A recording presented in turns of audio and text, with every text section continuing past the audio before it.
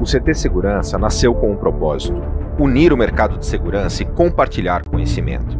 Para isso, construiu um showroom permanente numa área nobre de São Paulo, reunindo os 34 principais fabricantes do segmento, com um moderno centro de treinamento, um amplo auditório e um espaço de coworking dedicado aos profissionais da segurança. Aí, o vírus mudou completamente a rotina do planeta. Mas nem uma pandemia mundial é capaz de nos afastar do nosso propósito. O CT Segurança também é digital. Está junto com você, todos os dias, com a maior programação online do segmento. O dia começa no canal do CT Segurança no YouTube, com o Café com Segurança, ao vivo, de segunda a sexta, das 8 às 8h45. Seu programa matinal para começarmos o dia motivados e bem informados. No decorrer do dia, uma programação intensa de webinars ao vivo, com os principais fabricantes do segmento, com os lançamentos do setor, treinamentos online gratuitos e muito conteúdo de qualidade. Tem também os programas 60 Segundos de Segurança, o Talk Show da Segurança com entrevistas incríveis, o Happy Hour da Segurança, um encontro virtual dos maiores especialistas do país com mensagens positivas e iniciativas solidárias, o tradicional Security Talks da Avantia, agora na sua versão online em parceria com o CT, e o novo programa Integrando Segurança, com dicas incríveis. Lá no Spotify, Deezer, iTunes, Google Podcasts, você também encontra os episódios semanais do CTcast, o maior podcast do segmento de segurança. E todo esse esforço é para você, guerreiro. Te convido a se inscrever no canal, ativar as notificações e compartilhar os conteúdos com seus amigos e colegas do segmento. Somos essenciais e unidos somos muito mais fortes. Somos o CT Segurança.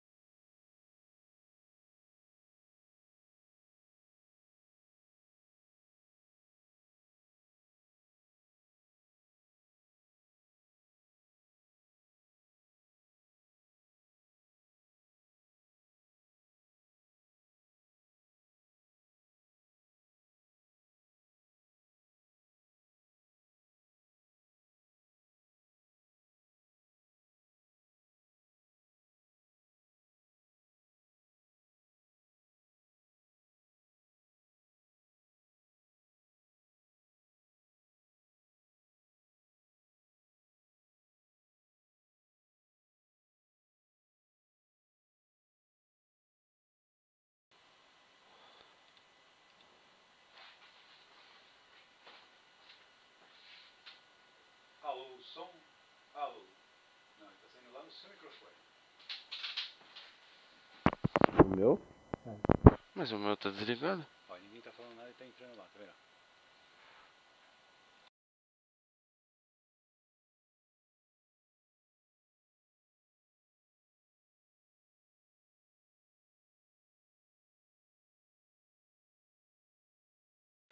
O YouTube foi aí? Então, mas foi saindo daqui, ó, não de lá. Tá aqui, ó.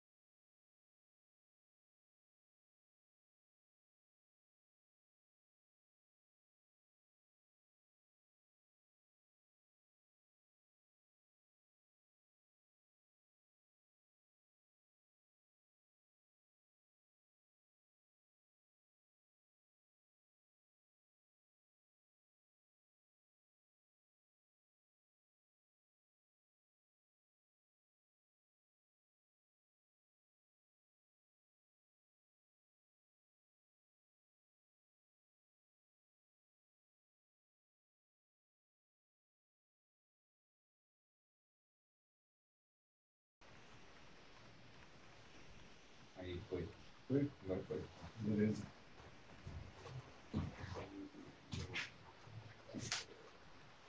Ô, rapaz, agora acho que foi. Vamos lá.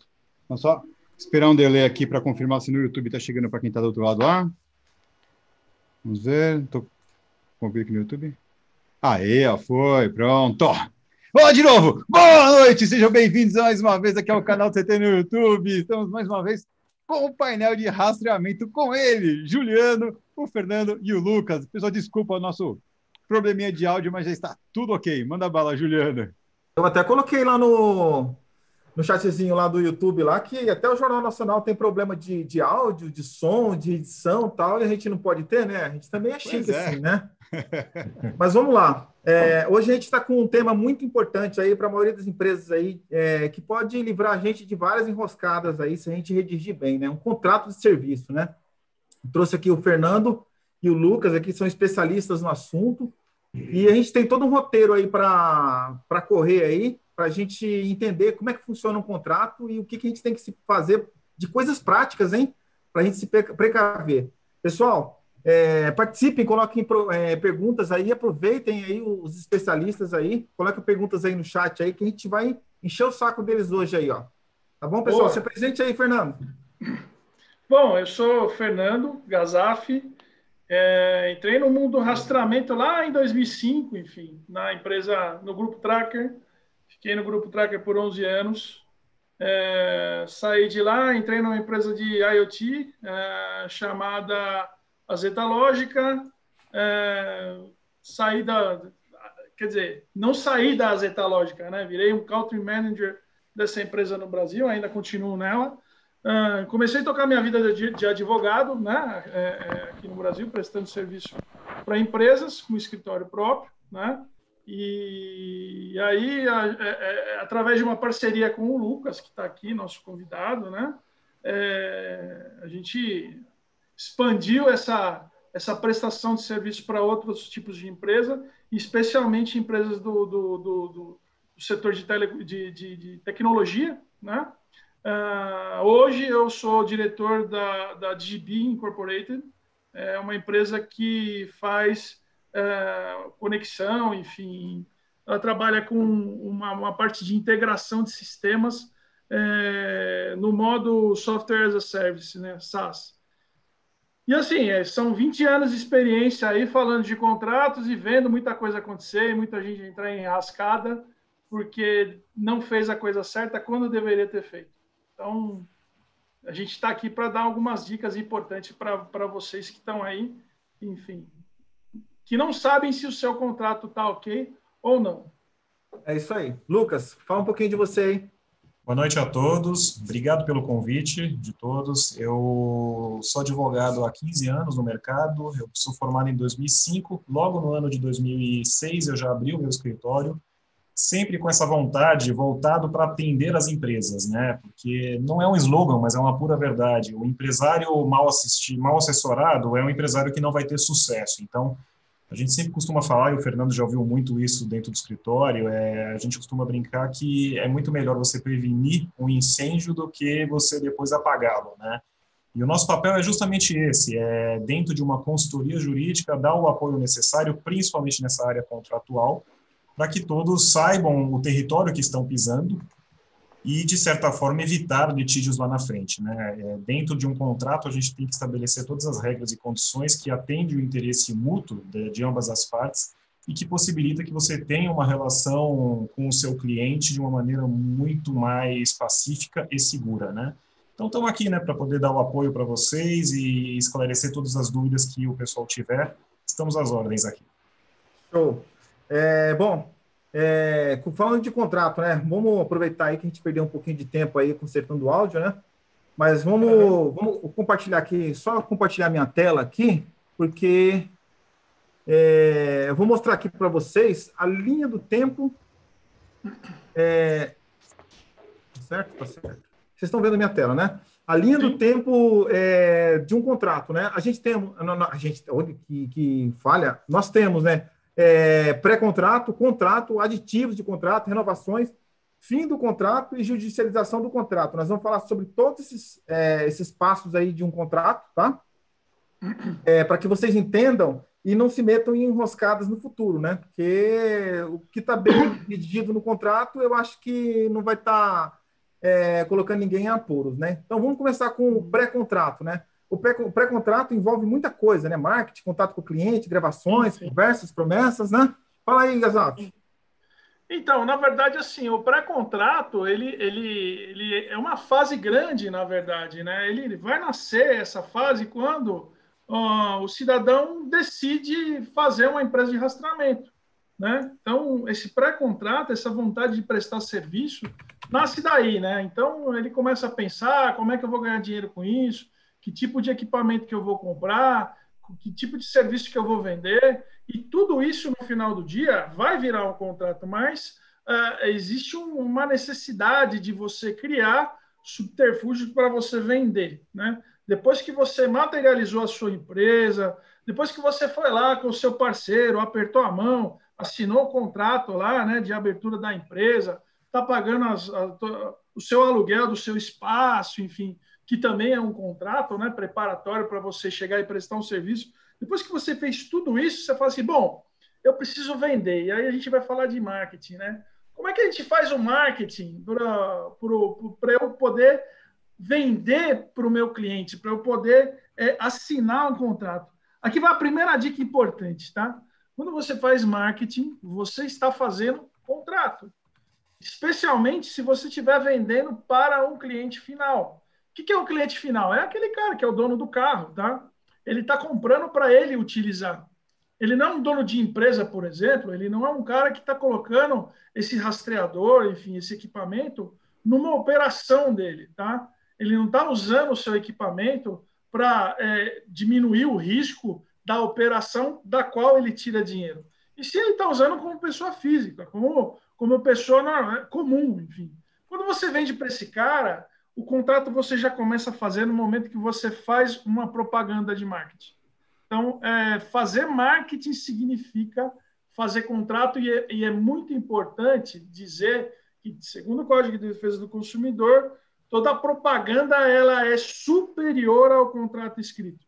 Então, assim, não adianta a gente nessa fase pré-contratual, ter ideias mirabolantes aí, achar que a gente descobriu o marketing dos sonhos, né? Aquele slogan, enfim, aquele slogan matador, fala assim, eu vou conquistar o mercado com isso aqui, que às vezes, muito embora você vá lá e contrate um advogado e faça um contrato bem feito, sua questão de marketing pode te matar lá na frente. E eu já vi isso acontecer e eu já participei de negociações milionárias por conta de slogan de empresa. Então, a gente precisa tomar muito cuidado como se faz isso. E, assim, ter uma assessoria no momento que faz isso é importante, porque, ok, a gente não está querendo gastar dinheiro com uma agência de marketing que tem um expertise com isso, mas, pelo menos, pega o que você tem de ideia e fala com um profissional da área de direito, porque ele vai ter uma sacada, qualquer profissional, não precisa ser necessariamente uma pessoa especializada, porque, assim, quando você falar o seu slogan, quando você fazer a sua propaganda para ele, automaticamente ele vai pensar juridicamente e vai te fazer alguns questionamentos que podem fazer toda a diferença, né? Se você tem isso com um advogado que é comum, que não tem expertise na área, quanto mais você conversar com uma pessoa que está acostumada e já viu as coisas acontecerem na área. Então, assim, isso é muito importante, essa fase pré-contratual, para não interferir no contrato escrito, né? Naquelas cláusulas que a gente vai lá e escreve, aquele juridiquês todo que o povo fica meio sem saber o que está escrito, né? Enfim, aí eu lanço uma pergunta aqui para quem está vendo essa live. Você conhece o seu contrato? Você sabe o que está escrito nele? Você sabe o que você faz e o que você faz está escrito lá no seu contrato? Ou você foi lá no Google e pegou um modelo e falou, vou usar esse modelo aqui, vamos embora. Porque isso pode te matar também, enfim. Por quê? Porque a sistemática que existe num contrato que está lá, por exemplo, peguei um contrato da Ituran, né? A Ituran é uma empresa gigante, a Ituran tem um processo gigante, e esse processo está materializado nesse contrato. Então, aquilo lá está lá porque é o que ela faz. Será que você faz igual, Heitor? Ou você faz melhor? Ou você entrega com menos tempo ou com mais tempo? Enfim, existe uma série de coisas aí que a área, essa fase pré-contratual, ela é importantíssima. E especialmente, gente, com relação a marketing. Tomem cuidado com o marketing. O marketing ele é um negócio terrível para a gente defender a empresa. Nós, como advogados, acho que o Lucas pode falar alguma coisa a respeito disso, mas a gente, quando é advogado e pega uma empresa que faz um marketing agressivo, a gente tem muita dificuldade na defesa, mesmo tendo um contrato bom. É isso, Lucas? Justamente. Tudo que você coloca no marketing, ele é vinculativo. E muitas vezes tem um aspecto misto aí, porque se você não cumpre com o que está lá, não importa o que está no contrato. Isso já é um problema grande se você tiver algum problema na execução do serviço. E também, muitas vezes, quando você vai fechar um negócio, você faz um marketing tão extensivo, falando tanta coisa, criando uma série de slogans, apresentando uma série de soluções, que quando a pessoa vai olhar o seu contrato, o potencial cliente vai analisar o contrato quando você for mandar, ele não fala nada daquilo que foi tratado anteriormente. Normalmente é um contrato mais engessado, com uma série de excludentes de responsabilidade, que não batem, de certa forma, com o que foi tratado nessa fase pré-contratual. Então, é muito importante estar muito alinhado isso, tanto do ponto de vista legal, para você não estar prometendo nada além do que você poderia, de certa forma, fazer como propaganda, como também o que você pode entregar, porque senão, certamente, não adianta nem ter o contrato, se você tiver um problema já nessa fase pré-contratual. Isso pode se tornar uma armadilha, na realidade. Show. Já aprendi uma coisa. Primeira coisa que eu aprendi, que o marketing vale mais do que o contrato. Se eu digo que eu estou vendendo XY e no meu contrato só tem o X, não adianta, eu vou perder a causa porque no meu marketing já está explícito que eu estou vendendo XY, né? Exatamente. Você perde a causa. Grande dica. E pode perder até o cliente no momento da assinatura, né? Porque alguém que for realmente ler as minúcias do contrato e ver que aquilo não tem relação direta com o que foi apresentado na fase pré-contratual, talvez você não consiga nem fechar esse contrato. Tá vendo? Vamos lá, então. É mesmo, porque se o cara der uma examinada e fala assim, opa, você falou isso, mas aqui não tem isso, né? Então o cara não, Exato. talvez não... Sabe uma coisa, Juliano, que a gente tem, e quem vive nesse meio de empresas de rastreamento, a gente ouve muito dizer, né? Qual que é o índice de rastreamento da empresa? Gente, índice de rastreamento da empresa é uma coisa que não existe, né? Não existe. Assim, não façam isso, não se pautem por isso. Porque, assim, se a gente pegar um índice, uma média burra, né? Se eu tenho 500 e o Juliano não tem nada, nós dois, na média, temos 250 cada um. Você entendeu? E, assim, índice de rastreamento, assim, para uma empresa que tem uma massa gigantesca de veículos recuperados e rastreados, você consegue ter uma mensuração. Mas para a gente que tem uma frota com 1.000, 2.000 carros, que você tem uma quantidade de eventos diminuta durante o ano, você tem 10 eventos no ano, se você recuperou os 10 eventos, você tem 100%. Se você recuperou 9, está faltando 90%. Se você não recuperou 2, são 80% e assim vai. Você entendeu? Então, assim, a bem da verdade, a matemática do rastreamento, ela é simples. Ou você recuperou o carro, ou você não recuperou o carro no passado. Você não pode garantir no futuro. Então, qual que é a dica que eu dou para você que está aí querendo fazer um marketing com relação aos seus números? Seus números são muito bons? Ok, fale do passado. Fala assim, olha, eu tive 200 casos no passado e dos 200 casos eu recuperei 198. Legal. Você tem um índice, mas é um índice do passado. Não pode ser promessa. A ação de falar o índice no futuro. Essa é uma outra dica que eu dou com relação a marketing.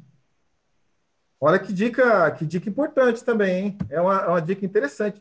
Principalmente, esses dias eu vi um cara colocando uma propaganda num grupo aí, ele colocou assim, 100% de recuperação. Todo mundo foi lá para cima e alertou ele, né? Você não faz isso, não faz isso, porque você vai se enroscar, né? Você pode se dar mal com uma propaganda dessa, né? Eu garanto 100% de recuperação. Ninguém garante nada, né? Não tem jeito, né? Mas vamos lá. Complicadíssimo isso, né? Complicadíssimo. Vamos lá, então. Aí saímos do pré-contrato, né? E agora, então, a gente vai para o dito cujo, né? Pro dito cujo, né? A Opa, gente peraí, vai acho lá. que eu estou compartilhando a tela errada. Tô. Tá. Posso só fazer uma observação ainda em relação ao Claro, pré-contrato? Pode falar. Uma questão Fique muito à vontade. importante, que tem o marketing, mas a gente sabe muitas vezes que quando você entra em contato com o cliente e vai começar a executar aquela venda, né? O que você coloca, por exemplo, num WhatsApp ou em uma troca de e-mails, aquilo também é vinculativo, né? Eu já vi, como o Gazaf comentou, muito cliente ter problemas na justiça porque não é o problema no marketing, não é o problema ali naquela divulgação inicial e também não é no contrato. Mas quando você vai ver a conversa de WhatsApp que o empresário teve com o potencial cliente, ou que principalmente um vendedor daquela empresa teve, ali que você vai encontrar um ponto que pode, de certa forma, gerar problemas para a empresa, tá? Às vezes... Pode falar, Fernando. Não, é que essas coisas geram uma evidência da sua proposta comercial, entendeu? Isso. O cliente não vai na justiça à toa. E se ele tem uma evidência, o WhatsApp é uma evidência, né? Um e-mail é uma evidência. Se o cara gravou uma conversa, é uma evidência. Você pode ter problemas mesmo tendo um contrato bacana. Exato. Ah, show, hein? Então, o WhatsApp, qualquer conversa via chat e tal, ele é válido. Sim, também. É válido. Eu acho que é válido. A pessoa pode gravar uma conversa de áudio sem autorização, por exemplo?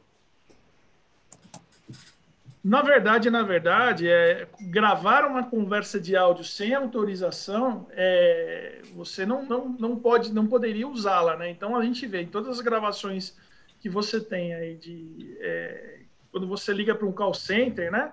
Você tem um aviso legal de que você está sendo gravado, porque você pode optar por não continuar com a ligação ou pode continuar sabendo que você está sendo gravado e sabendo que você tem o direito de pedir a gravação.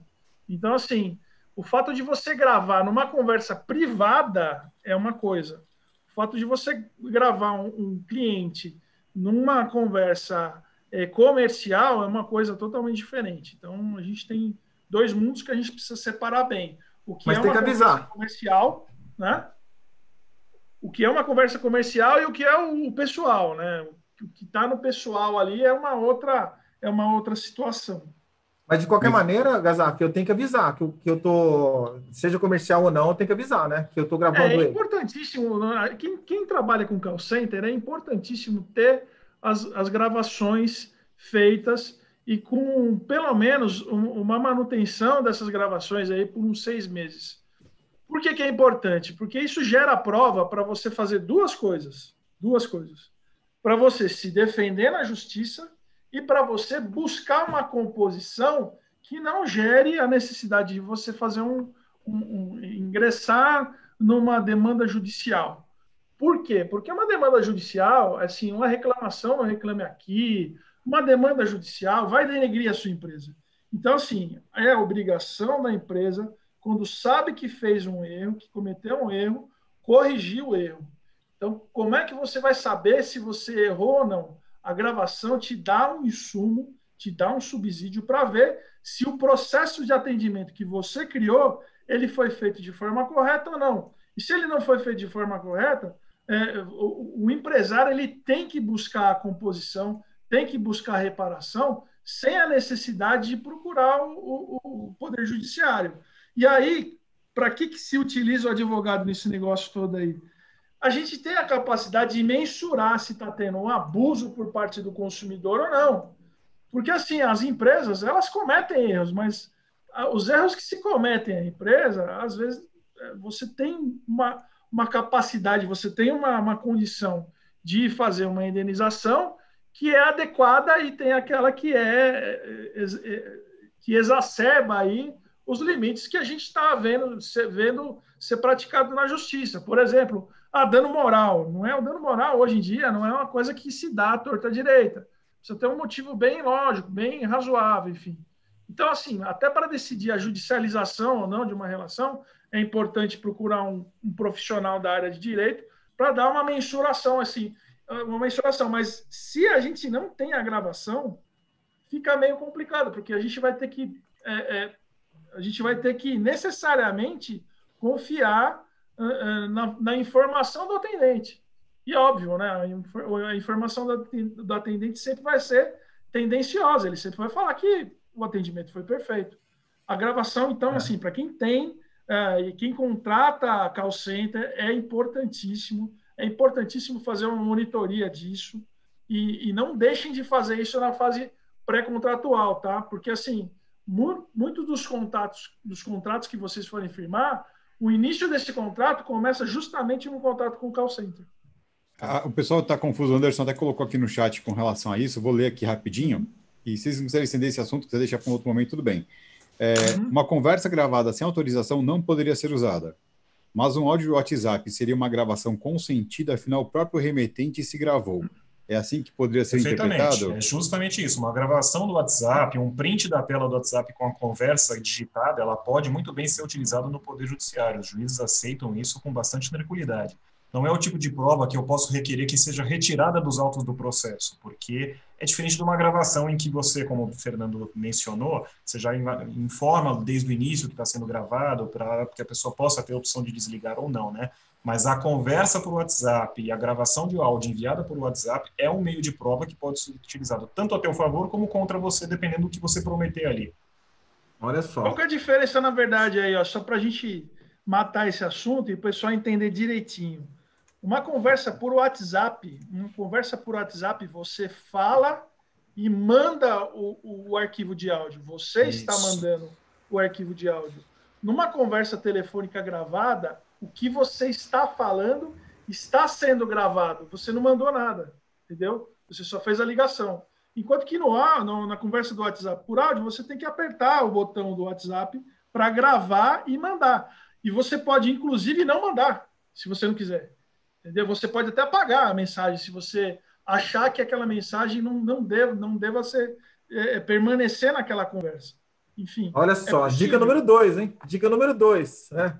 Sim. O WhatsApp vale mais do que o telefone. Sim. É verdade. Verdade. Vamos lá então, pessoal. Vamos partir para a segunda fase aqui, ó. Eu acho que agora minha tela está correta, né? Contrato, né? Quais são os cuidados que eu devo ter na elaboração do contrato, detalhamento, legislação? Tem uma legislação específica para contrato? Eu devo colocar no contrato solução de eventuais disputas? E como é que eu posso validar esse contrato? Assinatura eletrônica, voz, blá, blá, blá. Testemunhas, é necessário? São perguntas aí que todo mundo faz. Vamos lá? Beleza. Bom, cuidados na elaboração do contrato. Assim, o maior cuidado que você pode ter na elaboração de um contrato é você ter um processo bem definido. O que é um processo bem definido? Você sabe em quanto tempo você demora para fazer uma instalação, você sabe quanto tempo você demora para agendar essa instalação, você sabe quanto que você cobra, os seus custos todos, eles estão bem definidos, enfim.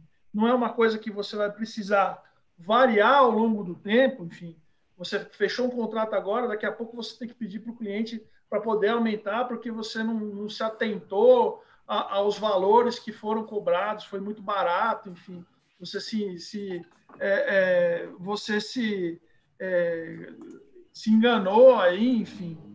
E o mais importante, na verdade, existe uma segmentação que todo mundo precisa ter. O que é essa segmentação, né? É você saber que se você está fazendo um contrato com o consumidor final ou você está fazendo um contrato com uma empresa que não é um consumidor final. Por que disso? Porque o consumidor final, ele vai ter uma legislação que todo mundo conhece, que é o Código de Defesa do Consumidor, tá? E acho que a terceira dica aí, que vem a calhar, é o seguinte: por exemplo, se você tem um contrato de frota e esse seu cliente está usando o seu equipamento na frota para minimizar o risco dele, para minimizar o risco da operação dele, esse cara, ele, em tese, tá, você pode julgá-lo como uma pessoa que não está no direito do consumidor propriamente dito. Tá? Então, assim, essa análise, para quem você está prestando serviço, é importante porque, assim, se você está prestando serviço para um consumidor final, né, para o cliente final, para o usuário final, significa dizer que quando você for lá demandar, Existe uma série de coisas, existe uma série de obrigações e uma série de condutas que na justiça você vai ter que provar. Quando você está numa relação de empresa que está vigente pelo Código Civil apenas, não entra o Código de Defesa do Consumidor, aí vale o que está no contrato. Então, assim, é muito mais simples você resolver uma questão de empresa fora do Código de Defesa do Consumidor com um contrato bem feito, um contrato bem amarrado, um contrato bem elaborado, né? E aí tem que ter tudo no contrato, né? Tem que ter lá quanto que você cobra, qual que é o prazo de vigência do contrato, enfim. Tem uma série de coisas aí que você tem que colocar. Quando você vai fazer o contrato para uma pessoa física, o usuário final lá, aquele tio que está colocando o equipamento no carro porque ele tem é um xodó que ele tem naquele carro, ele não quer, se for roubado, ele quer aquele carro de volta, quer aquele carro recuperado, significa dizer que você tem que ter uns cuidados a mais, né? E prestar mais atenção na sua proposta comercial, como é que você fez ela, né? Aquilo tudo que a gente já falou antes, você tem que pegar tudo aquilo lá, todos os seus processos internos e fazer com que os seus processos internos traduzam todo o seu contrato, né? E para isso é óbvio, você tem que ter, se você tiver um processo interno bem definido e você tiver um advogado bom, o advogado bom ele consegue transformar isso em cláusulas que te garantam aí, que garantam a sua operação, que dão um nível de segurança jurídica maior. Vou fazer uma pergunta para o Juliano, porque para eles não adianta. Juliano, o que é melhor? Ter um advogado bom ou um advogado marvado? Marvadão, né, cara? Um cara que depois que a gente perder a causa, a gente vai tomar cerveja junto, entendeu? Mas vamos lá, e a validação, ô Lucas, o que você acha da validação? Como é que ela tem que ser? Como é que você acha não, né? O que a lei diz sobre isso, né? Como é que ela tem que ser, essa validação desse contrato, né? Eu posso usar assinatura eletrônica, eu posso usar só via assinatura mesmo, ou via voz, ó, liguei pro cara, olha, o contrato tá aí com você, você leu, li, tá ok, você aceita o contrato? Sim, eu aceito. Isso vale?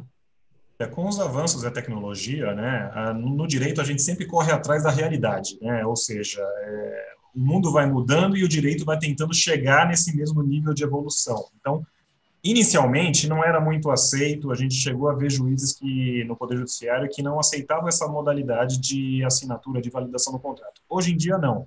A gente percebe que houve a modificação, até porque tem empresas certificadas que permitem que se faça a validação eletrônica, ou seja, a assinatura eletrônica. Então, hoje já é muito mais bem aceito isso, né?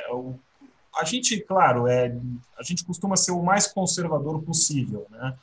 A gente sabe que no dia a dia, do ponto de vista comercial, e você tem que ter um dinamismo, é importante que você tenha, sim, uma forma de assinar isso com mais rapidez e que gere menos custos. Antigamente, você tinha que mandar um contrato para o cliente, ele assinava, voltava, passava uma outra assinatura do outro lado para poder, aí sim, você ter um instrumento, inclusive assinado pelas testemunhas, né, para que permitisse que você tivesse um documento válido para ser utilizado, tanto assim, em seu favor, como te proteger numa situação que fosse necessária, né.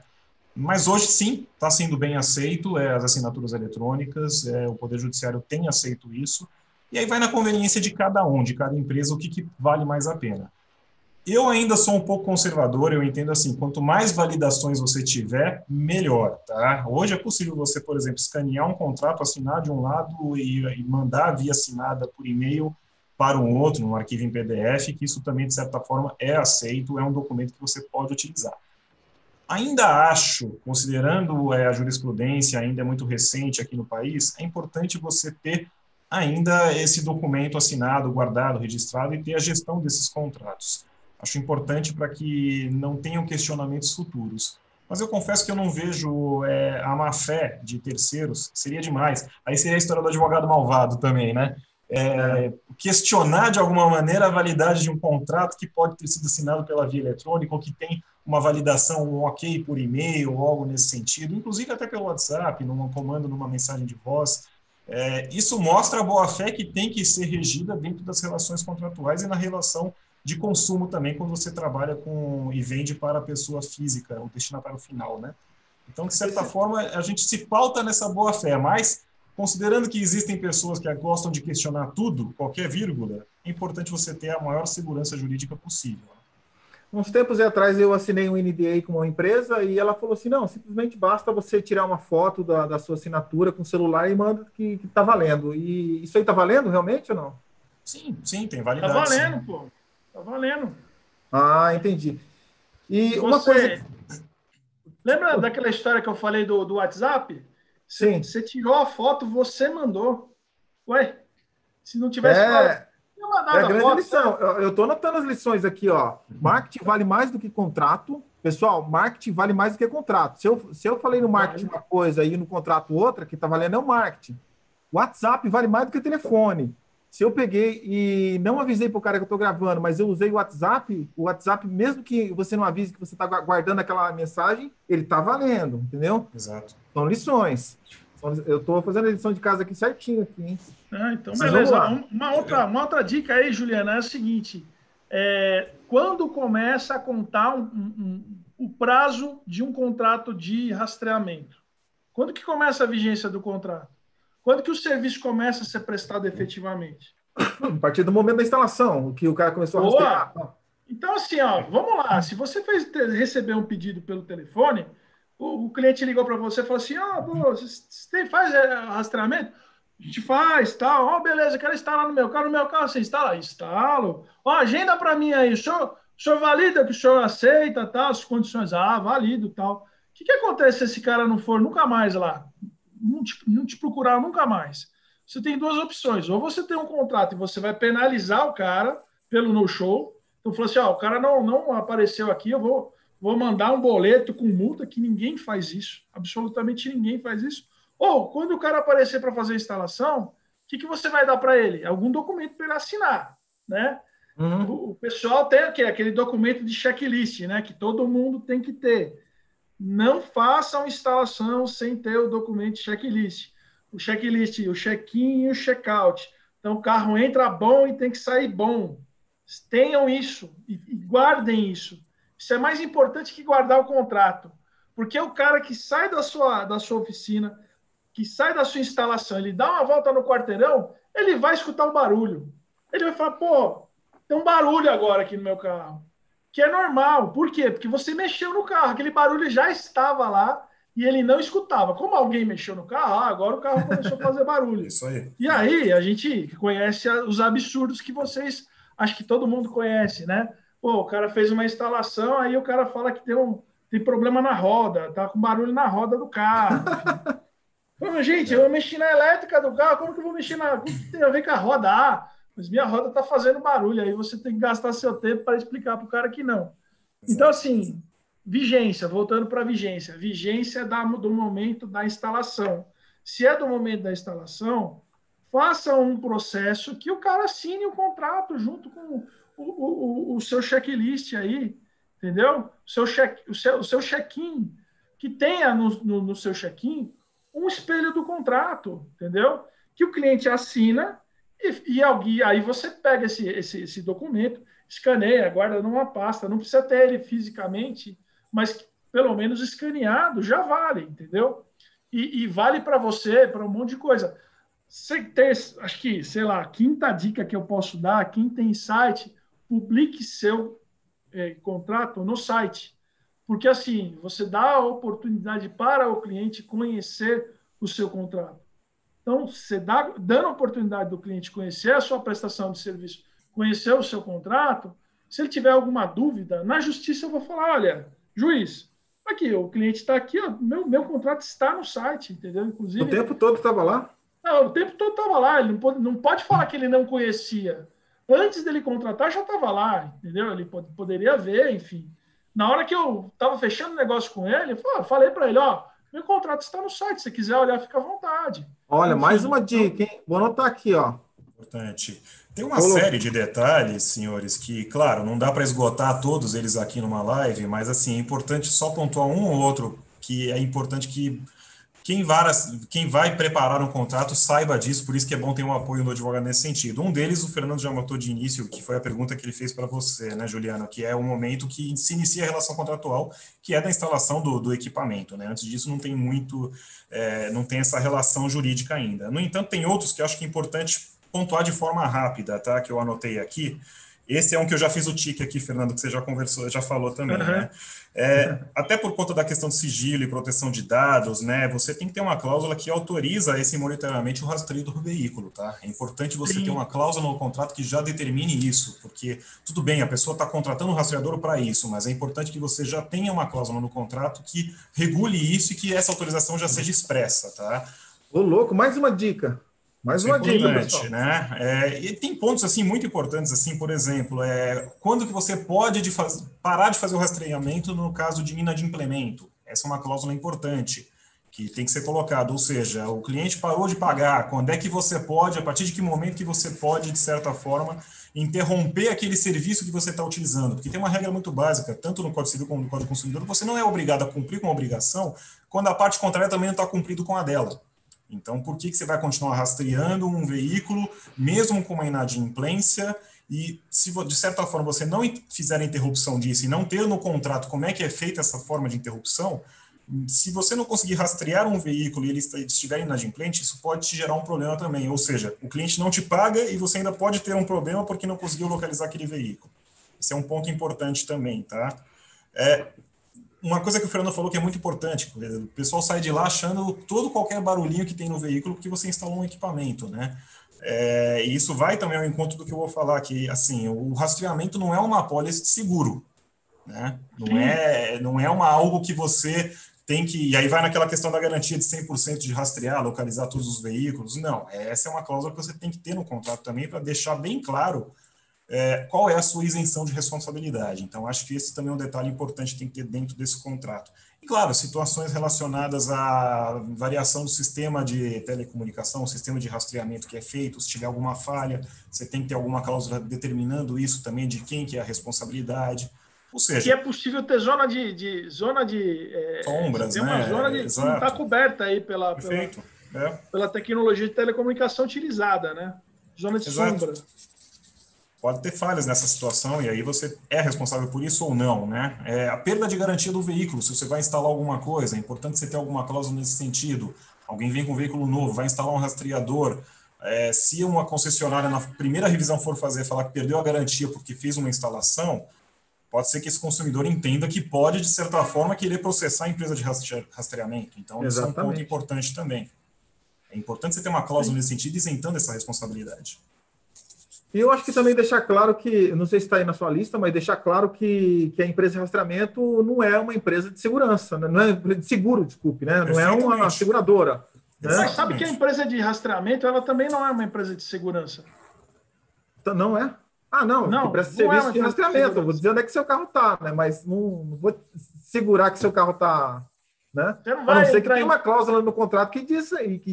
Você não vai entrar em luta corporal com o cliente. Via de regra, você vai lá para tentar fazer a recuperação, mas quem que você chama quando você localiza o veículo? Os órgãos competentes, né? Que é a polícia.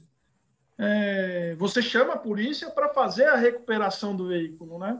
Então, essa natureza do contrato de rastreamento, ela é uma natureza de meio que a gente chama. E aí, falando um pouquinho do juridiquês, o que é o contrato de e-mail? Você contrata uma possibilidade de localização. Você não contrata a garantia da localização. Você contrata a possibilidade de ter uma equipe de pronta resposta, se for o caso, ir atrás do seu veículo, e essa equipe de pronta resposta, ela vai acionar o poder público para ir atrás do seu veículo e pegar ele de quem tiver... com ele indevidamente aí, né? Até tem uma série de implicações legais nesses conceitos, mas assim, via de regra, a empresa de rastreamento não é uma empresa de segurança, ela é uma empresa que promove a segurança, entendeu? Ela não faz, ela atua, na verdade, ela tem uma atuação reativa, né? Ela não tem uma reação protetiva, porque assim, o que se utiliza no equipamento de rastreamento Ele visa tentar impedir que esse carro seja levado, e se for levado, tentar ser recuperado. E em momento nenhum deve se prometer, a não ser que você realmente tenha uma empresa de segurança, aí você é uma outra coisa, é um outro tipo de empresa, é um outro tipo de business que tem toda o seu registro aí na Polícia Federal e tudo mais.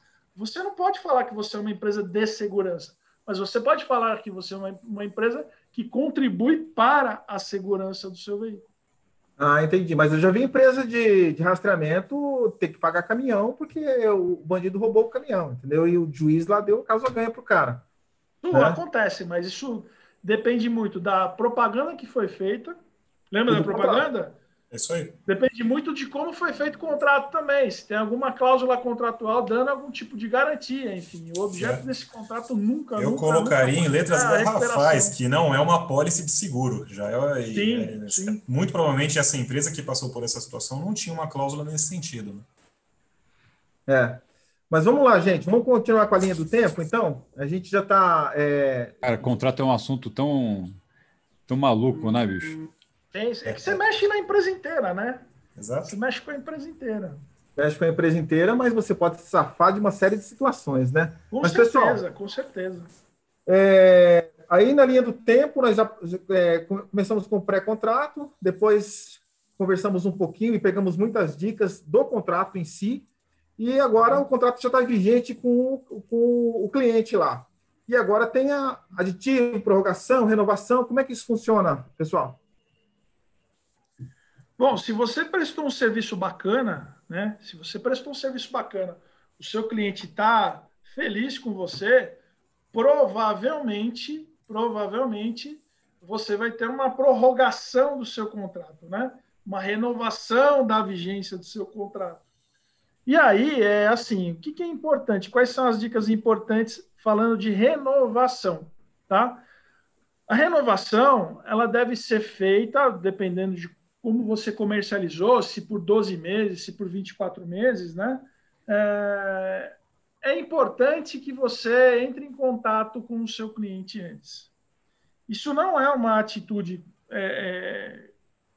não é uma atitude contratual propriamente dita, mas ela lembra o seu cliente que você vai ter uma renovação. Se o seu contrato for por prazo determinado, o que significa por prazo determinado? Ele termina ele tem a vigência, por exemplo, de 12 meses. Então, no 12º mês, ele termina. Se você não pegar algum documento do seu cliente falando, olha, eu quero continuar com o contrato por mais 12 meses, você está numa situação de estar prestando serviço sem ter um contrato vigente. Tá? Então, se supõe que esse contrato foi renovado. Mas é importante, por quê? Porque você está presente aí no seu cliente. É uma tomada de decisão, na verdade, que vocês têm que ter, visando o quê? A proximidade com o cliente, lembrar que você está lá, enfim. Ou não, quando você não quer ter esse problema, você tem a mensalidade que está ali e você não quer ficar entrando em contato com o cliente para tratar de assuntos desse tipo, você pode fazer um contrato por prazo indeterminado. E aí é o seguinte, a única coisa que você regula é como que esse contrato termina, né? Tem que haver uma notificação do cliente para você terminar com o contrato, e aí a gente volta naquela coisa, né? A gente está falando de contrato pessoa física, né? Usuário final, a gente está falando de empresa, né? Aquele contrato que não está sobre o Código de Defesa do Consumidor. Para a pessoa física, o cara ligou, você tem que necessariamente cancelar o contrato para ele, tá? Você tem que necessariamente cancelar. Para empresas, você pode, por exemplo, uma frota demanda uma agenda de desinstalação e tudo mais, enfim. Tem um processo que a gente chama de kick-off aí, enfim, não é kick-off, esqueci a palavra agora, mas é um processo de saída da empresa da sua base de clientes. Então, vai ter agendamento das instalações, enfim. Isso tudo tem que estar, de uma certa forma, previsto no contrato para você poder fazer esse negócio. E aí, a gente pode ter O que mais vocês gostariam de fazer, na verdade, é fazer um aditivo contratual para aumentar a quantidade de veículos que você tem num cliente. Pô, o cara comprou um outro carro, ele vem fazer um aditivo para aumentar, aí eu pergunto para vocês fariam um aditivo ou vocês fariam um novo contrato? Não sei, cara. Eu vou perguntar para o meu advogado, Fernando Gazaf. Sabe o que é interessante quando você lida com vigências, né? Quando você lida com vigências, você tem que pensar o seguinte: a vigência de uma contratação, ela vai do tempo 1 até o tempo 2, né? Quando você aumenta o número de equipamentos que você tem instalados, ou você tem uma política para encaixar essas instalações dentro dessa vigência que já existe, ou você cria uma nova vigência que se estende além daquela vigência, da primeira vigência contratada. Isso significa dizer que um contrato pode ter 2 vigências, né? Então, você vai ter 2 equipamentos instalados, um com 12 meses, aí no 5º mês você instala mais um, esse que foi instalado no 5º mês, ou ele vai terminar no 12º mês do contrato principal, você pode fazer uma negociação para falar, não, olha, esse aqui vai para mais 12 meses. O que é importante disso? Se você está dando algum tipo de benefício para o cliente e você quer a fidelização desse cliente, você separa essas vigências. Se você não tem nenhum tipo de fidelização de contrato, tanto faz. Então, o cliente entrando no mês 1, entrando no mês 11, vai dar na mesma, entendeu? No final do dia, você vai ter que renovar esse contrato ou continuar prestando ele por tempo indeterminado. Como é que a gente faz tudo isso aí? Tudo isso a gente faz num documentinho que a gente chama aditivo contratual. O aditivo contratual ele serve para várias coisas, para aumentar, para diminuir frota, para mudar. Às vezes a gente faz um aditivo contratual para mudar quem está contratando. Então, o Zé contratou, ele não quer mais, ele quer transferir para o João. A gente faz um aditivo contratual transferindo do Zé para o João, todo mundo assina e agora o João é seu cliente. E a vida que segue, o contrato segue na mesma vigência. Então, tem várias coisas aí que devem ser feitas. E o cuidado que eu acho que tem que ter é que deve haver uma preocupação com esse tipo de documentação. Porque o que acontece? A maioria do pessoal de rastreamento faz o contrato e esquece que o contrato existe, entendeu? Então, o cidadão vai lá e fala, me instala mais um aí. O cara vai lá e instala, entendeu? Eu preciso terminar com o contrato que eu tinha. Tudo bem, vai lá e desinstala. E não se preocupe em documentar isso. Vai chegar um momento que o contrato que ele fez já não reflete mais a realidade da relação jurídica que você tem com o seu cliente. Você fez um contrato para 10, o cara está com 50 lá, com aquele contrato de 10. Tem 40 caminhão lá que, puta, ninguém sabe, ninguém viu, enfim, e tem o equipamento seu lá e você tem que prestar serviço. Então, assim, a gente tem que tomar cuidado com essas documentações todas, porque pode trazer problemas para vocês no futuro. Principalmente quando alguém faz alguém vai fazer alguma auditoria. E aí o cara pega o seu contrato e vai falar, tem 10 caminhão aqui, mas, o cara está me cobrando um absurdo, como se fosse 50, aí bloqueia o seu pagamento. Aí você vai ter que explicar que, na verdade, existe, enfim. E até aí foram 2, 3 meses com um pagamento glosado por uma auditoria. E isso é um problema. Olha aqui, ó, tem uma pergunta interessante do Bruno aqui, ó. O Bruno perguntou assim, eu instalei o equipamento, eu vou fazer um resumo aqui da pergunta dele, tá? Eu instalei o equipamento no veículo, tal, só que o cliente, eu não achei mais o cliente para ele assinar o contrato, para ele validar o contrato. O que eu faço? Aciona a pronta resposta. Pode ser? Bloqueio o veículo. Bloqueio o veículo? Não. Na verdade, assim, o que a gente orienta nesses casos? Se você instalou, você tem um documento de instalação, você fez a sua lição de casa e você tem o checklist, né? Você tem o check-in do carro, tal, e você tem algum documento que o cliente assinou, você guarda esse documento, tá? Se você absolutamente não consegue entrar em contato com o cidadão e o cidadão é um cliente pagador, ele está pagando, enfim, você guarda a evidência da contratação do serviço e, eventualmente, se tiver algum problema e você tiver o seu contrato publicado lá no site, lembra da dica? Enfim, você registra as tentativas de contato para assinatura do contrato, né? Isso deve estar registrado em algum lugar. E se no final do dia você realmente não conseguir que o cliente assine um contrato para você, você guarda essas evidências e no futuro, se tiver algum tipo de problema, enfim, você tem essas evidências e vai se defender com elas. Ah, bacana. E aqui o Vinícius aqui também perguntou, seria interessante apontar no termo de adesão ou no contrato a operadora que eu utilizo para fazer o rastreamento ou não? Não é usual, porque para que o cliente quer saber dessa informação? Porque se cair, né, você tem condição, né, de falar, ó, a operadora TIM lá, claro, Oi, Vivo, qualquer coisa, caiu, né, nesse dia tal, e você ficou sem o serviço. Mas essa é uma informação que eu não sei. Eu acho que pode ser, né? Pode ser. Não vejo muito problema. O meu único problema é assim, com relação à utilização indevida de chip, né? De repente, você não sabe, mas seu cliente foi lá, desinstalou o equipamento, está usando indevidamente um chip de comunicação aí. Enfim, eu sinceramente eu não vejo motivo para o cliente saber desse tipo de informação.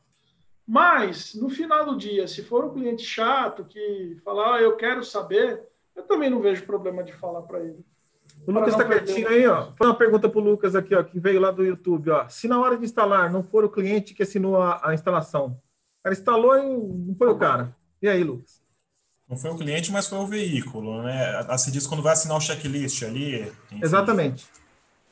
Olha, ele teria que ter, teoricamente, do ponto de vista jurídico, ele tem que ter uma autorização da pessoa que é a titular do contrato, a titular, para poder, de certa forma, permitir que seja feita essa assinatura, tá?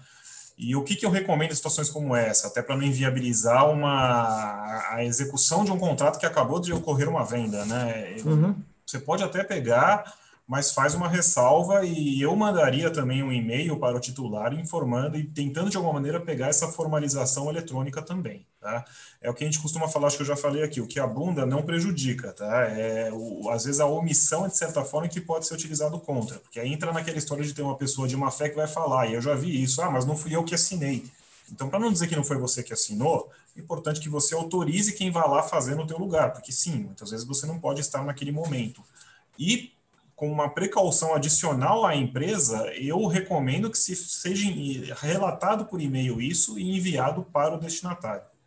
Aí, tá vendo, Maurício? Pegou a dica aí, número 32 aí, sei lá que eu perdi a conta das dicas já. Aí, essa dica do e-mail é fantástica pelo seguinte, você gera uma evidência de que você avisou o seu cliente. Fala, ó, muito embora você tenha contratado, não foi você que veio aqui, foi o cidadão fulano de tal. Ok? Se o cliente tiver algum problema com isso, ele vai falar na hora. Se ele não falar nada, significa dizer que ele autorizou a instalação. Enfim, é uma situação normal. Ah, bacana. Então, pessoal, vamos lá. Vamos seguir a linha do tempo, né? E agora nós já fizemos aditivos, nós já fizemos o marketing, fizemos o contrato, fizemos aditivos, tal, prorrogamos, não sei o quê. E agora chegou no derradeiro fim de contrato, né? Aí tem causas, extrato, formalização e armazenamento desse contrato num suposto lixo atômico ali, esperando a gente acionar esse contrato. O que vocês me dizem disso aí? Bom, causa é o seguinte, né? Por que um contrato termina? Ele termina porque ele acaba, né? Essa é a explicação mais lógica. Mas por que ele acaba? Existem duas causas que fazem um contrato terminar. Uma, o término da vigência do contrato. Então, você faz um contrato por prazo determinado. Esse contrato não é renovado.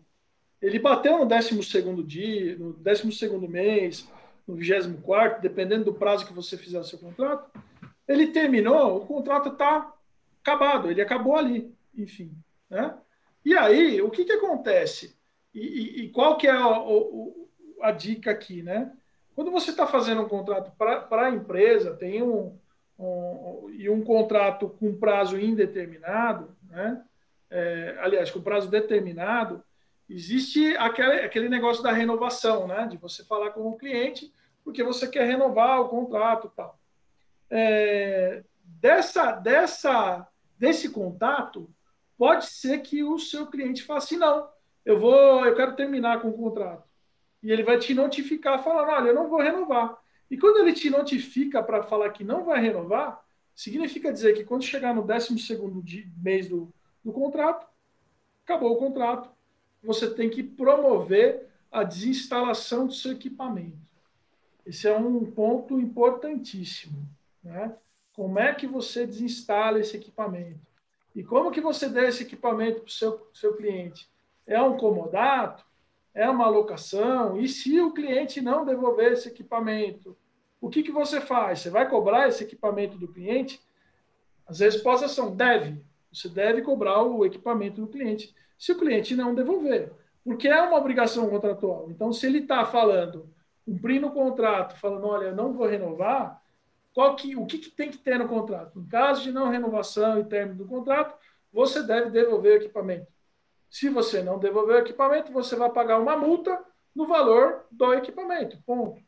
Que é uma multa compensatória. Você vai se compensar de uma perda de equipamento que você teve. E uma outra causa do fim do contrato é que deu alguma zebra, né? Deu algum problema. Né? Teve alguma coisa que justificou o término desse contrato. Né?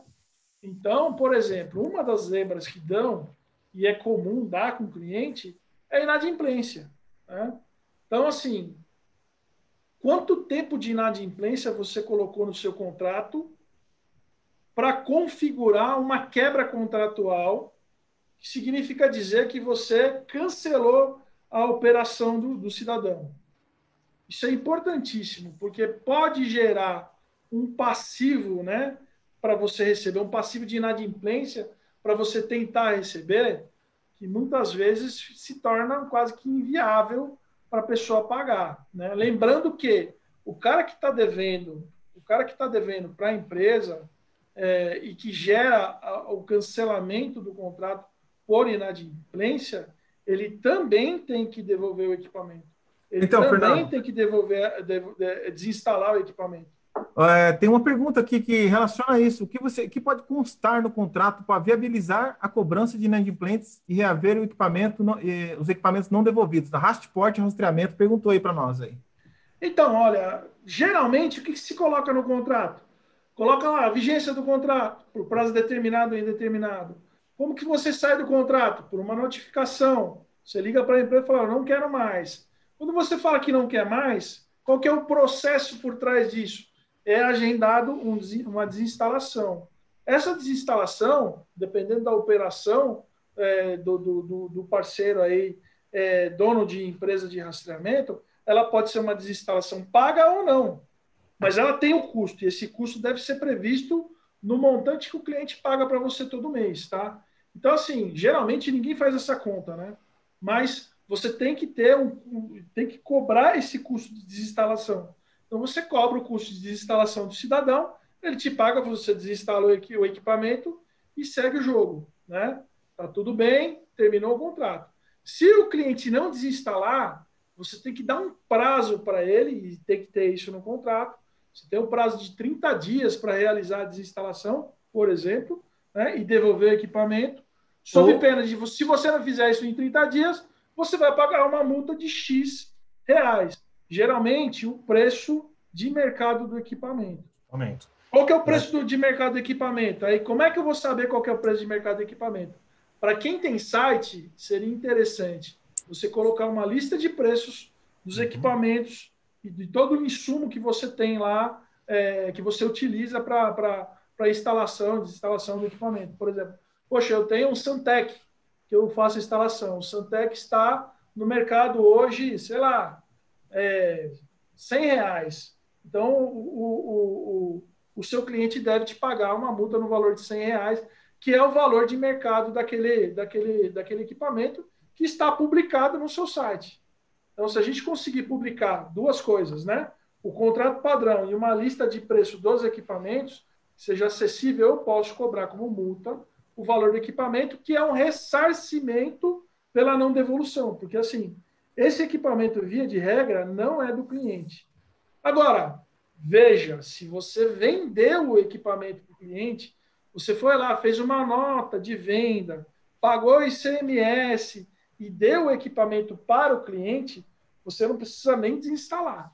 Entendeu? Você não precisa nem desinstalar. Aí, no final do contrato, você simplesmente para de prestar serviço e vida que segue. Se o cliente falar, eu quero desinstalar, tudo bem, eu desinstalo, mas me paga o valor da desinstalação aqui e eu te devolvo o equipamento. Ó, basicamente isso. Tem uma pergunta aqui cabeluda. O Bruno perguntou aqui para nós aqui, ó. Essa aí é para o Lucas, hein? Ó. Como proceder quando solicitada a instalação em um veículo no qual não está em nome do contratante? Ou seja, o cara está querendo contratar para espionar a mulher, né? Ou a mulher quer contratar para espionar o marido. Como é que procede numa situação dessa? Uma situação bem complicada, né? Porque você, de certa forma, E está violando, e acontece, você está violando o sigilo de uma determinada pessoa, ainda que seja sua esposa, né? Acho importante ter excludentes de responsabilidade dentro do contrato, tá? Ainda cai muito naquela questão que respondi anteriormente. Você não ter uma autorização expressa do titular do veículo, de certa forma, pode futuramente gerar problemas para você. Tá? Então, eu tenho muita cautela nesse sentido, porque se você faz, e isso pode ser questionado, como é que você instala naquele veículo, pega um checklist, tudo certinho, tudo que foi feito, porque se a pessoa está lá com aquele veículo, ele poderia, de certa forma, estar utilizando, né? E questiona isso. Eu acho importante sempre documentar tudo que foi colocado e isentando a responsabilidade do fornecedor do serviço quando você faz a instalação desse equipamento.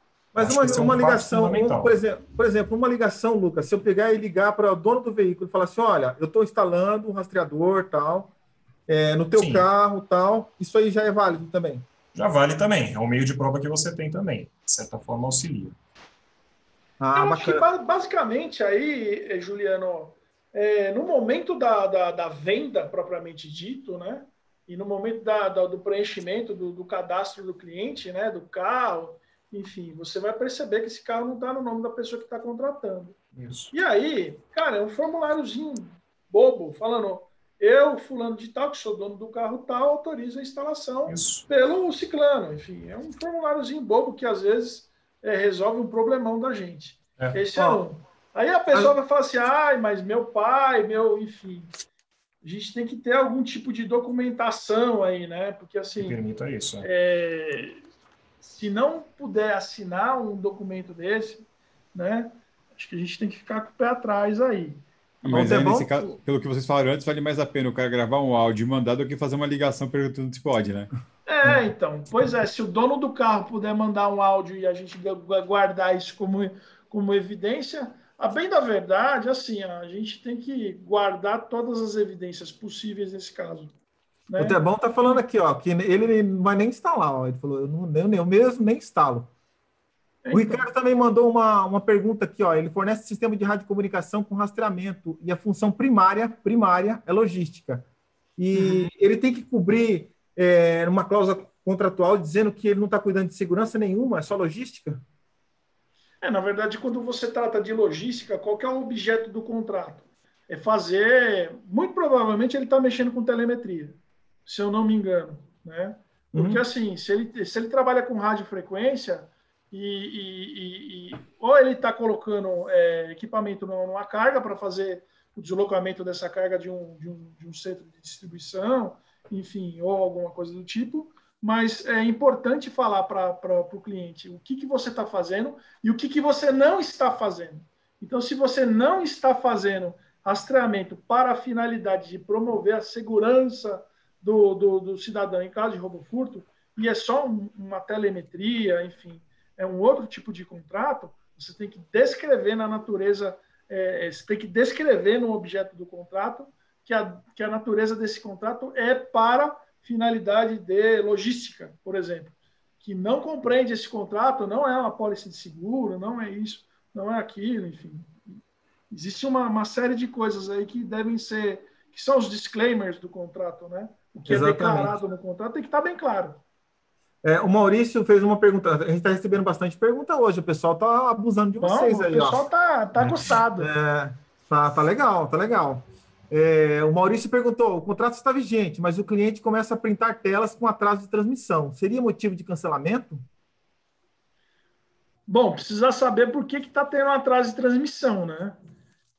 Esse atraso de transmissão está gerando algum tipo de SLA que foi previamente contratado ou não? E aí é importante entrar nesse negócio de SLA pelo seguinte: qual é o nível de serviço que você contrata com o seu cliente?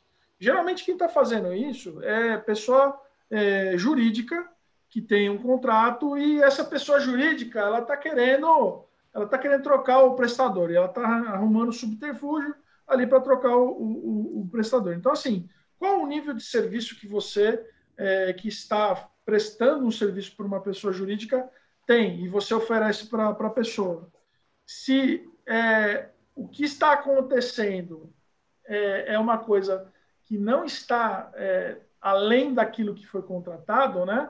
Se está dentro do seu SLA, você simplesmente fala, olha, meu SLA é esse, entendeu? E está dentro. Se você tem um problema sistêmico na sua plataforma, no seu hardware, no seu equipamento, você tem que tomar uma medida de qualidade. E qual medida de qualidade você tem que tomar? Você tem que abrir uma ocorrência, chamar esse cidadão para fazer uma revisão, verificar se tem algum tipo de incongruência no hardware, no software que está sendo utilizado, arrumar isso e demonstrar para o cliente que você tomou a medida de qualidade e que o problema foi sanado. Agora, o que não dá, na verdade, é para a gente não fazer nada, né?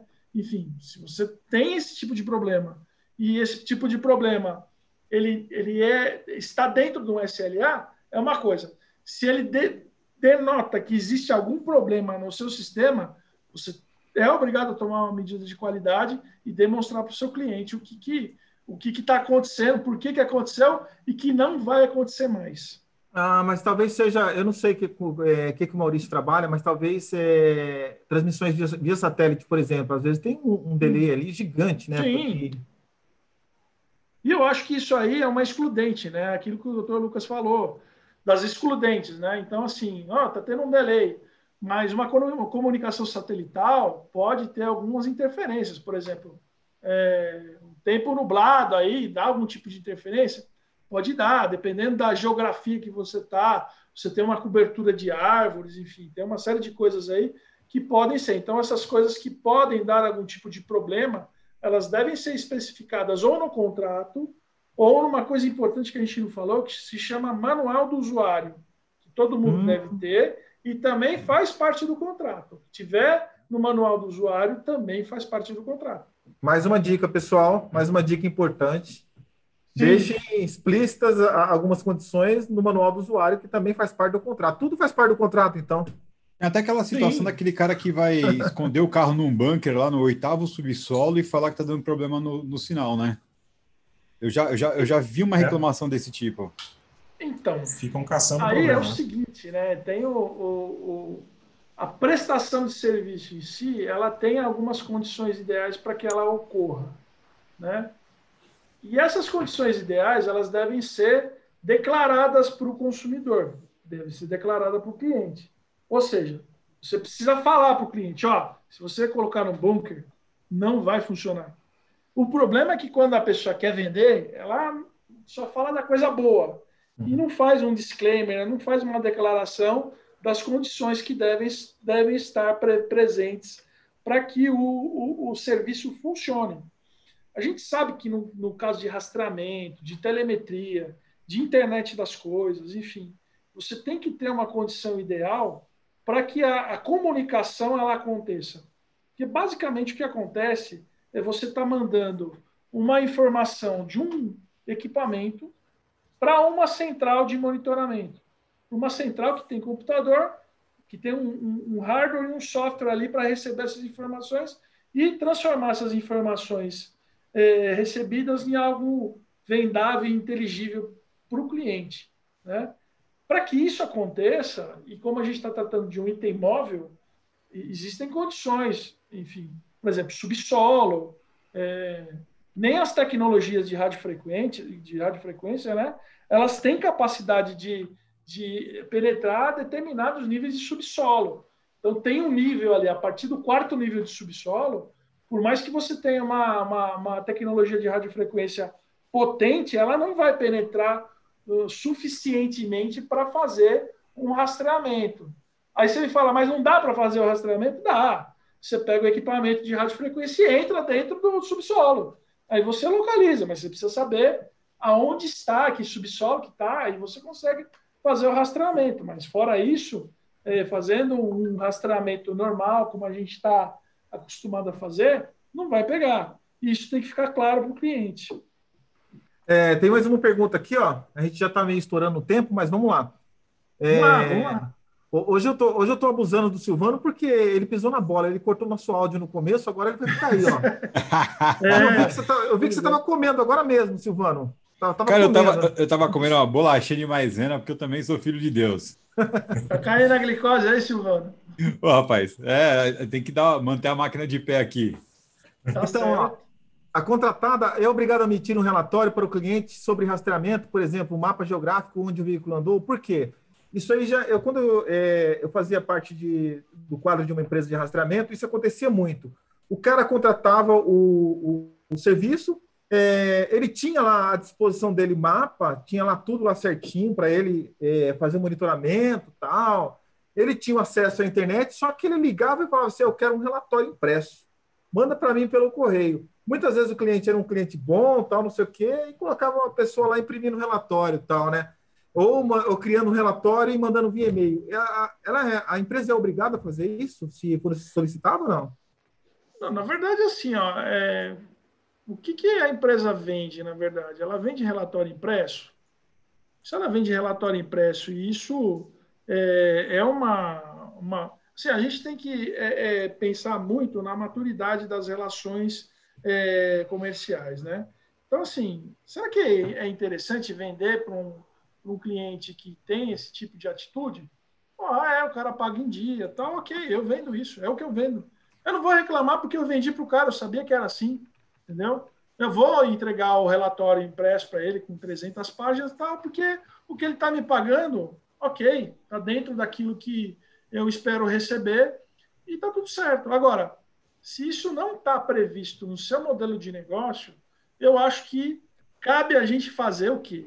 A gente colocar no contrato ali alguma coisa falando, olha, se você pedir relatórios impressos, eu vou te cobrar, sei lá, 50 centavos por folha. Pode ser. Tá bom. É um produto que você vende para o seu cliente, entendeu? Não precisa ser necessário uma obrigação. Mas, assim, o que vocês têm que oferecer? Eu te ofereço a informação na tela do seu computador. Eu te ofereço a possibilidade de você imprimir. Agora, cara, se deu pau na sua impressora e você precisa desse relatório, eu posso te mandar? Posso, me paga. Me paga 50 centavos por folha, tem o valor do motoboy, a gente pega aí um log e manda para você, não tem problema nenhum. Agora, o que a gente não pode deixar é que coisas que não estão no business, na verdade, que é proposto no mercado, que sejam alterados por uma coisa chamada inovação. E aí vai uma última dica aqui de contrato, todo contrato tem que ter uma cláusula contra a inovação, que é o quê? Inovação é quando você tem uma situação que não está no contrato, mas ela fica se repetindo e você vai aceitando e aquilo passa a fazer parte do contrato, entendeu? E a rotina do contrato ali, já... Exatamente. Eu tinha esse serviço, uma coisa besta, eu quero. Uma coisa boba. O vencimento é no dia 10. O cara me paga todo dia 15. Eu nunca cobrei juros, eu nunca cobrei multa, eu recebo e fico quieto. Isso acontece durante o ano inteiro. Aí, quando dá o 13º mês lá, eu falo, não, vou cobrar multa e juros. Cara, se você não tiver uma cláusula no seu contrato falando que você pode fazer concessões e que essas concessões não são a inovação. A inovação não é permitida no contrato, ela não é aceita no contrato. Você pode ter problemas com o seu contrato. Olha só, mais uma dica então, hein? Vamos se precaver colocando essa cláusula de inovação. Inovação. Inovação. Inovar o contrato, na verdade. Ah, entendi. Deixa eu ver aqui se tem mais alguma pergunta. Não. É o seguinte, Lucas, vamos falar um pouquinho aí, cara. Você está muito quieto aí. Formalização e armazenamento do fim do contrato. O contrato acabou, né? Não existe mais, tal, eu não tenho mais nenhuma relação com o cliente. E aí, eu formalizei... Formalização do contrato, exato. Importante formalizar sempre que se encerra uma relação contratual, porque essa é uma garantia de que você pode interromper o serviço que você vinha prestando desde então. Então, se houve, claro, contratos em que terminou o prazo e não houve uma renovação, automaticamente ele está rescindindo e a gente segue para aquela questão de desinstalação do equipamento, né, que estava quando é o caso de comodato. Esse é um ponto. Mas, em outras hipóteses que existem, é importante sim você sempre formalizar. Da mesma maneira que você inicia uma relação contratual formalizando a mesma, o encerramento dela também precisa da mesma coisa.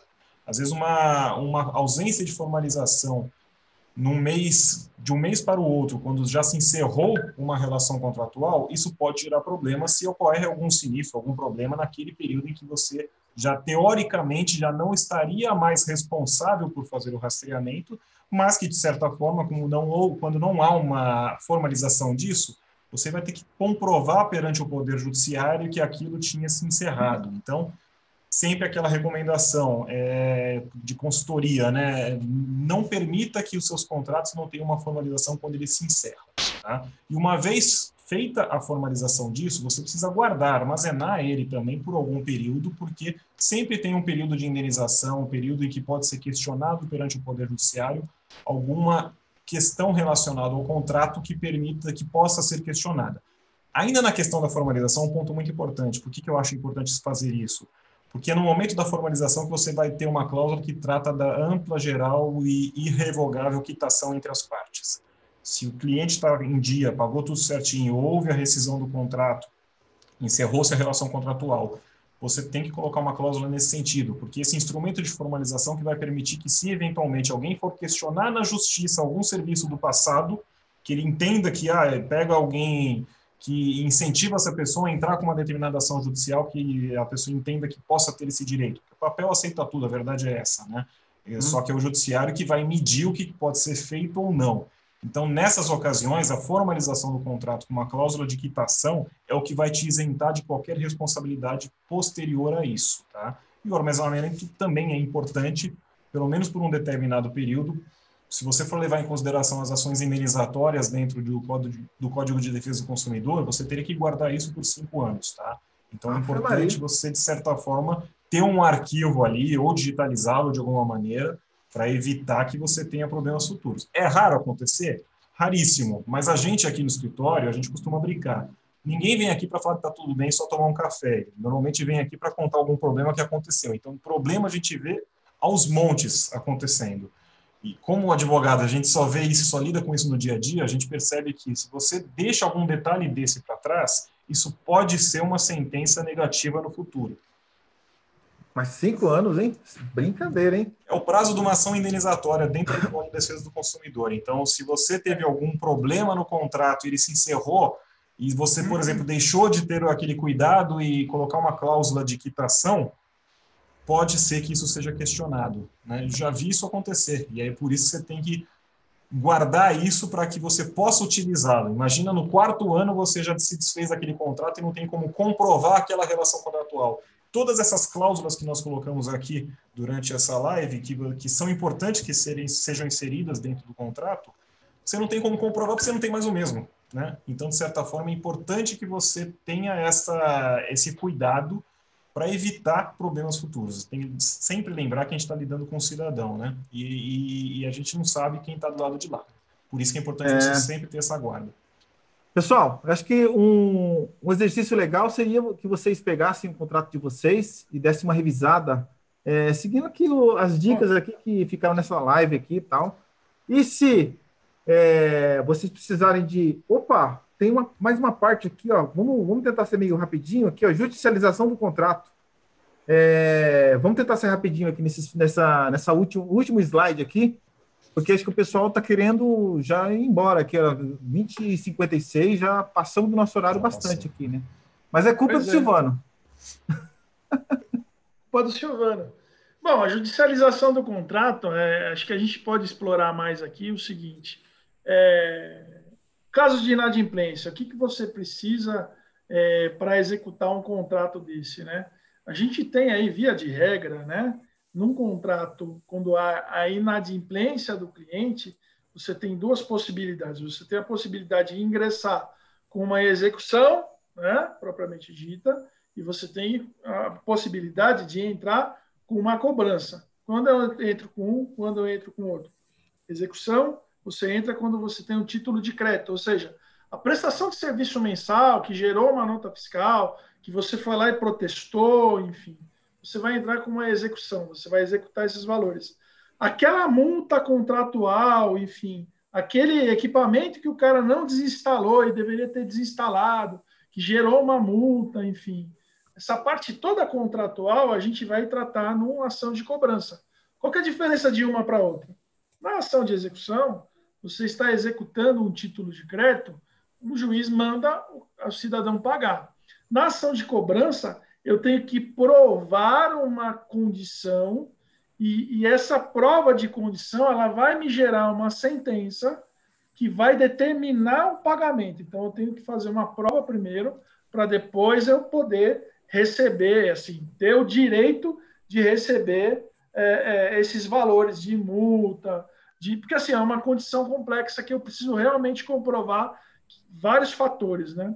O título de crédito, pelas características deles, eles têm o título de crédito ele tem uma característica executória por si só, né?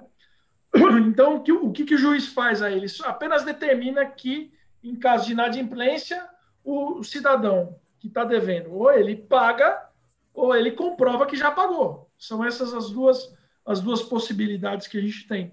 É óbvio que tem mais uma série de coisas aí, num processo de execução, no andamento processual, mas isso, acho que o básico da coisa é isso, né? E acho que o Lucas deve ter alguma coisa aí importante para falar, que ele tem muita experiência nesse assunto. Exato. Nós temos que fazer o máximo possível que esse contrato ele se torne um título executivo que permita que entre com a ação de execução e não a ação de cobrança, que o Fernando comentou mesmo, porque a ação de cobrança, qual é a grande diferença de uma para outra? Na prática, é o tempo. Porque quando você entra com uma ação de execução, o réu do processo, o devedor do mesmo, ele tem um prazo de 15 dias para pagar ou para apresentar alguma defesa, mas ele já vai ter uma ação de execução contra ele que vai gerar uma série de sabores na prática em relação ao mercado, porque ele não vai ter mais acesso ao crédito quando ele tem isso, ou seja, ela pode ser negativado. Uma ação de cobrança é uma ação que demanda, primeiro, uma sentença judicial que te dê aquele direito para você depois executar aquela sentença no momento oportuno, que é ao final deste processo. Tá? Então, é sempre importante que nas cláusulas contratuais você consiga, de alguma maneira, gerar a possibilidade de ser um título de crédito. Uma das hipóteses que a gente tem feito em alguns contratos e vem dando certo é o quê? Mesmo na cláusula de comodato, que é a devolução do bem, né, de incomodato, a gente faz uma cláusula permitindo que a contratada, que é a empresa de rastreamento, possa, desde já, a partir do momento em que não foi feita a devolução dentro de um determinado prazo, já fica autorizado pelo contratante que seja feita a emissão de um título de crédito, uma nota fiscal com uma duplicata, enfim, e que isso possa ser protestado, porque significa o quê? Eu não teria mais que utilizar uma ação de cobrança para poder cobrar essa multa contratual pelo descumprimento da entrega do bem que estava incomodado. Isso faz você ganhar o processo em pelo menos uns 2 anos, tá? Então, são pequenas dicas que fazem uma grande diferença. É uma linha no contrato faz uma diferença imensa enorme dentro de um processo judicial. Dica número 35. Muita dica boa aqui, gente. Eu acho que o pessoal tem que passar revisando o contrato, hein?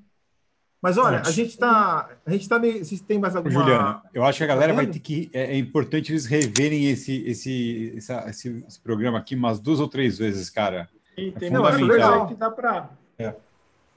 Eu acho legal passar esse link para as pessoas responsáveis pelo contrato da empresa lá, tal, né? Tem muita gente aqui que está assistindo, mas talvez não seja responsável pelo contrato exatamente, Sim, né? sim. É isso aí. É importantíssimo, na verdade, com relação ao contrato, o dono da empresa, quem é o empresário. O empresário ele tem que estar à frente do contrato, ele tem que saber do contrato. Muito embora não seja ele que vai vender, muito embora não seja ele que vai instalar, mas ele tem que estar afiado com o contrato.